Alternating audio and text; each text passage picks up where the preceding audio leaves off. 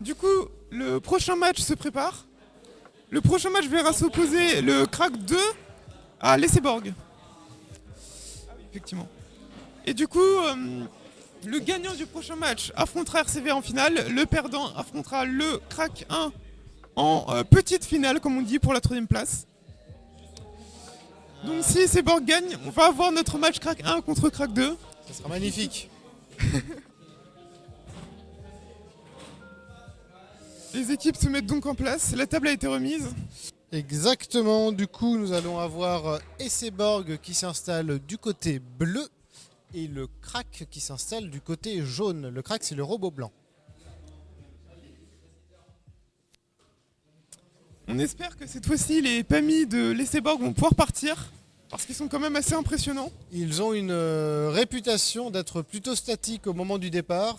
Espérons qu'ils vont trahir cette réputation.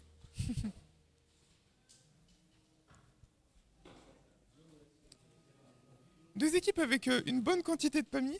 L'Esseborg en a plus d'une vingtaine, mais ils en mettent en général 6 ou 8 sur la table. Le Crack 1 en a 5.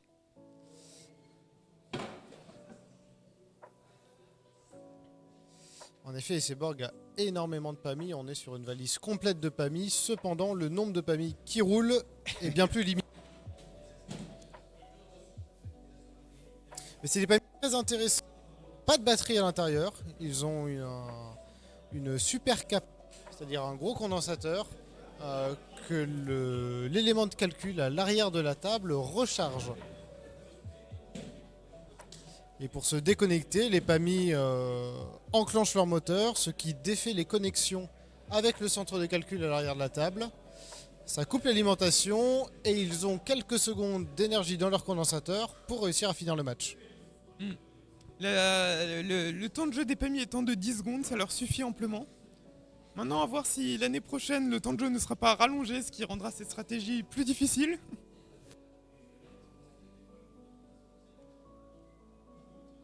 Et on peut voir qu'ils refont leur... Ah non. Il y a de plus en plus de PAMI installés. Ils repartaient à l'instant sur leur stratégie de faire une marche arrière pour rester calés. Mais là, ils ne le font pas, visiblement.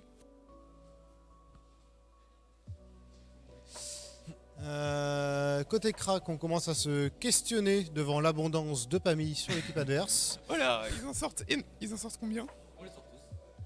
Ah, ils les sortent tous. Ils les sortent tous, mais tous ne sont pas allumés, c'est de l'apparat. Ils en sortent 12. Ils en sortent 12, voyons voir s'il y en a un qui va partir. 12 sont installés, mais seulement 4 sont allumés. Ah. Ah, et ils refont la stratégie de la marche arrière pour rester collés.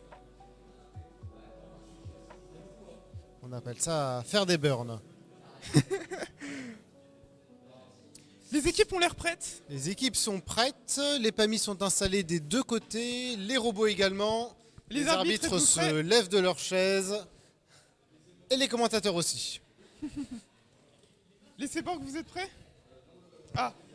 Bon, Le Seborg n'est pas prêt finalement. Le Crack, vous êtes prêts? Oui, oui, mais... Le Crack est prêt, nous attendons donc juste les Seborg. Et Seborg vérifie la position de son robot et utilise sa cale pour s'assurer qu'il est bien positionné au départ. Une cale sur le robot principal. Il me semble que ce sont les seuls qui le font. C'est vrai que c'est quelque chose qu'on voit de moins en moins dans la compétition. Et pourtant c'est très fiable. Même RCV en utilise.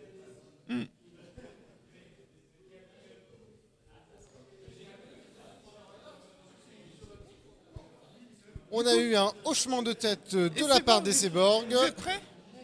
Okay, Côté Crack, il s'agirait de se saisir de ce petit morceau de câble. Les arbitres, vous êtes prêts? Tout le monde est prêt. Les arbitres sont prêts, les équipes aussi. Tu peux lancer le compte à rebours. Ok, 5, 4, 3, 2, 1, go! C'est parti. Beau départ de la part des deux équipes qui vont attraper des plantes face à face. Qui sont des équipes à vitesse raisonnable, qui ne vont pas ni extrêmement lentement, ni extrêmement vite. Crack a déjà récupéré 2 zones de plantes, une pince semble ouverte de façon étrange, mais Esseborg a déjà déposé dans sa jardinière. C'est ça. Le crack dépose quant à eux dans la zone sur la table et donc seules les roses vont compter, les résistantes.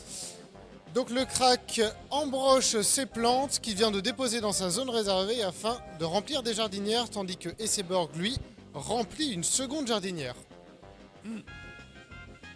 Le crack qui a l'air de tourner en rond avec une seule zone de plantes. Esseborg vient de traverser la table et s'attelle maintenant au panneau solaire, tandis qu'on a la première dépose du côté du crack. Deuxième dépose en zone de dépose. Et le robot d'Esseborg en profite pour faire la deuxième section de panneau solaire, celle qui est partagée. Exact. Bon. Et Seborg fait un peu beaucoup tourner les panneaux solaires, ce qui en donne certains à l'adversaire. Mais au moins, ils sont sûrs que leur côté sera correctement mis. Les deux robots viennent de rouler côte à côte. Crack vient de tenter de retourner les panneaux solaires à son avantage. Voilà. Les dernières plantes ont été récupérées par les deux équipes. Les Seborg qui a connu et ça passe tout proche, mais les deux robots sont arrivés en zone. Les pamis sont partis. Côté Seborg, on est plutôt sur un statisme de la part des pamis. Mais ils sont beaux. Ils sont beaux. On remarque que le robot principal du crack a ouvert ses bras quand le pami est arrivé à l'intérieur. Un magnifique câlin de pami donc. Et oui, c'est aussi ce qu'on aime voir dans la robotique, des sentiments, de l'affection, et ce robot n'en manque certainement pas. Exactement. Mais il me semble qu'il avait une plante dans ses bras, probablement la raison pour laquelle le pami est venu. Une sorte d'offrande en plus, c'est encore plus beau. Les équipes et les arbitres font le tour de la table pour analyser les déposes et déterminer qui peut avoir remporté ce match. Et déterminer si notre match crack 1 contre crack 2 va avoir lieu aussi. En termes de panneaux solaires, j'ai l'impression qu'on est presque à égalité, peut-être un avantage côté jaune. Le match va s'avérer serré visiblement. Côté PAMI, en effet, côté jaune, il y en a beaucoup plus qui sont partis. En effet, on compte 5 par rapport à 0 et 5 est supérieur au chiffre 0.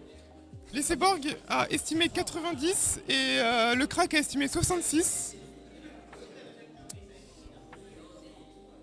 On a quand même eu deux robots très efficaces qui, malgré des légères imprécisions sur certaines manipulations, ont fait toutes les actions qu'ils souhaitaient faire.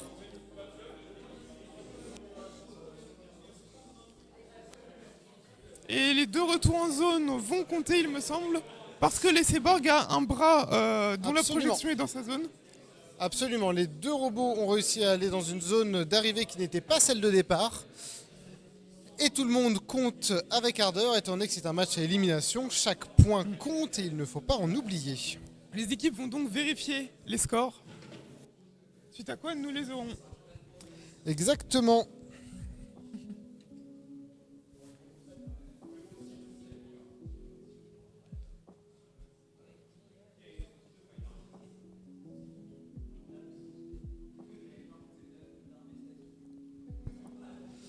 Les équipes valident les scores auprès de l'arbitrage et on a eu un hochement de tête du côté d'une des équipes. Cela peut vouloir dire bien des choses, mais très certainement qu'ils ne sont pas fatigués et qu'ils ont envie d'en découdre.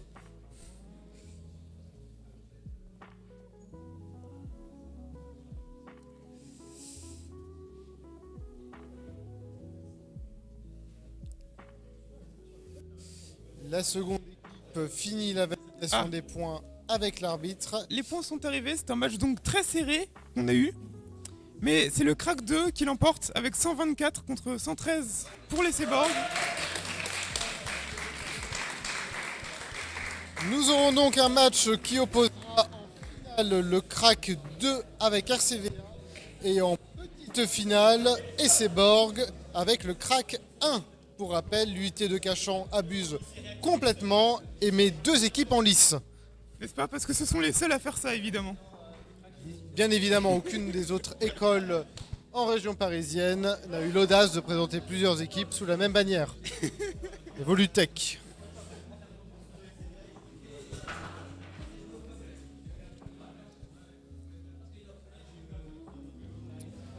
Du coup, que se passe-t-il?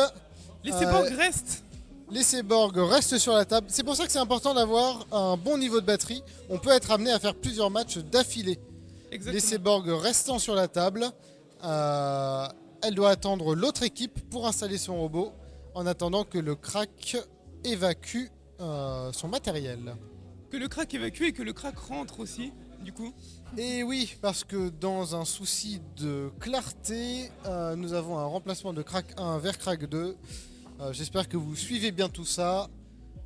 Pour information, crack restera jaune. Et les cyborgs ne déploient visiblement pas de PAMI, ils ont abandonné l'idée de... Ah non, si, ils en déploient. Des PAMI seront positionnés.